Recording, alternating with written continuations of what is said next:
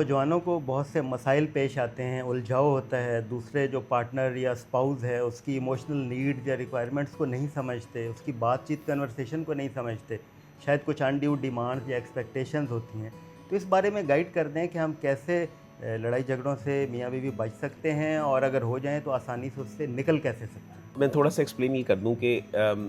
2 तरह की शादियाँ होती हैं। एक होती हैं अरेंज्ड मैरेजेस और एक होती हैं जो लव मैरेजेस होती हैं। अरेंज्ड मैरिज वो होती है जिसमें आप 2 बिल्कुल कंप्लीटली डिफरेंट ख़ानदान या मियाँ-बीवी जिनके जो एक-दूसरे को अच्छी तरह नहीं जानते होते, वो उनकी शादी कर दी जाती है। अब अरेंज्ड मैरिज के अपने प्रॉब्लम्स हैं और लव मैरिज जिसमें आप एक इंसान से मोहब्बत करते हैं और उसके बाद उससे शादी कर लेते हैं, उसके अपने प्रॉब्लम्स हैं। अरेंज्ड मैरिज का सबसे बड़ा प्रॉब्लम ये है कि जब आप एक घर से दूसरे घर जाते हैं, तो क्योंकि हमारी society at this point in time पिछले 2 जनरेशन से वो फ्लक्स में है। उसकी वजह ये है कि हमें बहुत सारा वेस्टर्न इन्फ्लुएंस आया थ्रू इंटरनेट एंड एवरीथिंग और हम कुछ अपनी मशरिक के इक़दार को भी साथ लेके चल रहे हैं। तो वो एक अमलगम बन गया है, जो कि जिसको हम अपनी आइडेंटिटी के अंदर नहीं बना पा रहे। तो हर घर की अपनी इक़दार होती है। जब आप एक घर से दूसरे घर में जाते हैं, तो जो अगला घर होता है उसकी अपनी इक़दार होती है जिसके साथ आपको एडजस्ट करना होता है। और एडजस्टमेंट फ़ेज़ बहुत मुश्किल होती है, स्पेशली फ़ीमेल्स के लिए, क्योंकि वो जब अगले घर जाती हैं, तो उनसे एकदम एक्सपेक्ट किया जाता है कि वो चेंज हो जाएँ, नए घर के मुताबिक अपने आप को ढाल लें, जो कि इम्पॉसिबल है क्योंकि वो अपनी सारी ज़िंदगी एक ख़ास तरीके से गुजार चुकी होती हैं और उसके बाद एकदम नए घर में जाके नए इक़दार के साथ, नए लोगों के साथ एडजस्ट कर जाना और उनके साथ रह जाना वो मुश्किल हो जाता है, जिसकी वजह से बहुत सारी प्रॉब्लम्स आ जाती हैं। दूसरी प्रॉब्लम ये अरेंज्ड मैरिजेस की होती है कि मोहब्बत को बिल्ड होने में टाइम लगता है। मियाँ और बीवी के दरमियान मोहब्बत को बिल्ड होने में टाइम लगता है और क्योंकि मियाँ और बीवी पहले अपने घर वालों से अटैच्ड होते हैं और उनकी वो अटैचमेंट बहुत ज़्यादा स्ट्रॉन्ग होती है, तो नई अटैचमेंट उनके लिए इतना ज़्यादा मैटर नहीं कर रही होती उस वक्त। तो उनको अपनी नई अटैचमेंट के साथ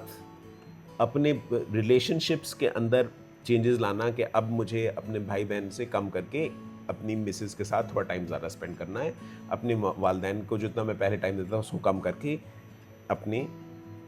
मिसेस के टाइम को इंक्रीज़ करना है। वो बहुत मुश्किल हो जाता है, कंपाउंडेड विद द फैक्ट कि सास बहू का जो प्रॉब्लम है वो बहुत बड़ा है पाकिस्तान और इंडिया की कल्चर में, क्योंकि मदर अपने बच्चे को एक बहुत बड़ी इन्वेस्टमेंट के तौर पे देखती है कि मैंने अपने बच्चे पे इतनी मेहनत की है, तो जब मैं बूढ़ी होंगी तो मेरा बेटा मेरा ख्याल रखेगा। और जब आप उस तरह से उनका ख्याल नहीं रख पाते, उनकी एक्सपेक्टेशंस नहीं होती और उसके अंदर मिसेज आ जाती हैं जिसके अंदर बच्चे को अपने टाइम को डिवाइड करना पड़ जाता है, तो आपके लिए वो अपने बच्चे को हाथ से निकलता देख के तकलीफ़ होती है। और मिसेस जो हैं जब वो अपनी अथॉरिटी जताने की कोशिश करती हैं, तो वो फिर उसके साथ आप ज़्यादा फ्रस्ट्रेट हो जाते हैं। मैं सास की बात करूँ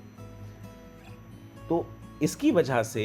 आपके घर की डायनामिक्स एकदम चेंज हो जाती है। पाकिस्तान में ये कॉन्सेप्ट तो है नहीं कि जो ही शादी होगी तो अलग घर हो जाएगा और अलग घर में लोग रहेंगे, ऐसा है नहीं। उसी घर में रहना है, उसी के साथ रहना है और उसी कल्चर में को अपने आप को अडॉप्ट करना है। जब आप अडॉप्ट नहीं करेंगे आप मिसफिट हो जाएंगे, आप डिस्टर्ब हो जाएंगे और रिलेशनशिप में बहुत सारे फटे हो जाएंगे। तो अरेंज्ड मैरिज के पहले 5 साल बहुत डिफ़िकल्ट होते हैं, फिर आहिस्ता आहिस्ता एक और मोस्ट जो हमारा रिसर्च डाटा कहता है वो ये कहता है कि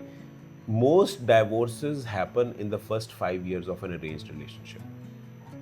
Once you have passed 5 years of a relationship, you have probably adjusted to some extent. और 15 साल के बाद डाइवोर्स रेट बहुत ही कम हो जाता है, क्योंकि उस वक्त तक आप एक बिल्कुल इक्विलिब्रियम पे पहुंच चुके होते हैं। लेकिन जो पहले 5 साल होते हैं वो बहुत डिफिकल्ट होते हैं। उस दौरान आपके बच्चे भी होते हैं, आप उन चीज़ों को भी देखना होता है, चीज़ें मैनेज भी करनी होती हैं। तो अनलेस और until both the wife and mother show flexibility, so the amount of stress the person goes through, the male goes through is a lot, क्योंकि उसको बैलेंस नहीं करना आ रहा होता, और बैलेंस करना मुश्किल है क्योंकि उसने ज़िंदगी पहली दफ़ा शादी की, 10 शादी तो की नहीं है कि उसको पता है कि बैलेंस किस तरह करना है, जिसकी वजह से बहुत सारा स्ट्रेसेस और घर में प्रॉब्लम्स आ जाते हैं। लव मैरिज का प्रॉब्लम ये है कि लव मैरिजेस में जो सबसे बड़ा प्रॉब्लम होता है वो ये होता है कि acceptability of the wife, acceptability of the relationship, और फिर उसके बाद वाइफ, क्योंकि आप जब गर्लफ्रेंड बॉयफ्रेंड होते हैं तो आप दिन में 1-2 घंटे मिल लेते हैं या 3 घंटे मिल लेते हैं या आप 2-4 घंटे फ़ोन पे बात कर लेते हैं, तो आप अपने बेस्ट बिहेवियर्स पे होते हैं। जो ही आप किसी के साथ रहना शुरू होते हैं तो आपका रियल बिहेवियर सामने आता है, और जब आप 2-4 घंटे रह रहे होते हैं तो आप अगले के लिए बहुत सारा काम भी कर लेते हैं, मसलन चीज़ें ले आना, अच्छा तुम परेशान हो मैं तुम्हें चीज़ भिजवा ले आता हूँ, चलो let's go out and everything. लेकिन जब आप रहना शुरू होते हैं तो आप बहुत सारी, जिस तरह से पहले आप अगले के लिए कर रहे होते हैं वो आप उस तरह नहीं कर रहे होते, क्योंकि अब वो एक ज़िंदगी का हिस्सा बन जाता। तो जो वाइफ की एक्सपेक्टेशंस होती हैं, जब वो गर्लफ्रेंड होती है तो इट्स कम्प्लीटली डिफरेंट, और जो ही वो वाइफ बनती है तो वो मियाँ जो है वो उस तरह से केयर नहीं करता है जिस तरह से वो एक गर्लफ्रेंड के तौर पे करता था। तो एकदम वो जो एक्सपेक्टेशंस का डिक्लाइन आता है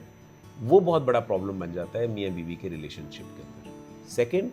मियाँ बीवी की acceptability in the family becomes a problem. तीसरा प्रॉब्लम ये होता है कि क्योंकि जो मिसेज़ हैं वो घर के कल्चर से बिल्कुल ही वाकिफ़ नहीं होती, उन्हें कोई आइडिया नहीं होता, उनके लिए एडजस्टमेंट बहुत ज़्यादा मुश्किल हो जाती है। और अगर आपने against the will of the family शादी की होती है तो आप अब प्रैक्टिकली अपनी कश्तियाँ जला के आए होते हैं, तो आप पीछे भी नहीं जा सकते, to have a break and everything, to rethink about things and then क्या मैंने अपनी ज़िंदगी किस तरह गुजारनी है, मैंने चीज़ों को मैनेज किस तरह करना है, वो आपके पास नहीं है। आप उसी चक्की में पिसी जा रहे हैं और आप वहीं से ही रिएक्ट भी कर रहे हैं, इमोशनली डिस्टर्ब भी हो गए हैं, जज्बाती भी हो जाते हैं आप चीज़ों को, क्योंकि आप उस फिल्म का हिस्सा बने हुए हैं, बजाय ये कि आप आराम से पीछे बैठ के उस फिल्म को देखें और अंडरस्टैंड करेंगे कौन कहाँ गलत है और किसको किस तरह से मैनेज किया जा सकता है। आप उस फिल्म का हिस्सा बन जाते हैं,